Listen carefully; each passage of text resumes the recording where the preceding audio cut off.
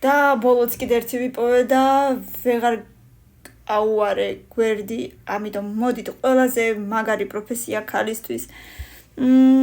აი ჩემ უფროს შვილს, ჩემს მილენას ვხედავ ზუსტად აი ამ პროფესიით დაკავებულს, ამიტომ პირველი. კი ბატონო, მზარეული მესამეზე მშვენიერია. ვაუ, რა ტანზეა, რა ვიძეა, მაგარია მეორე.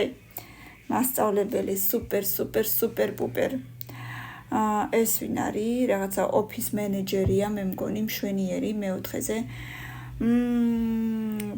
ბალეტის მოცეკვავე მეექვსეზე. ძალიან კარგია, ექიმია, თუ მეტ და მშვენიერი.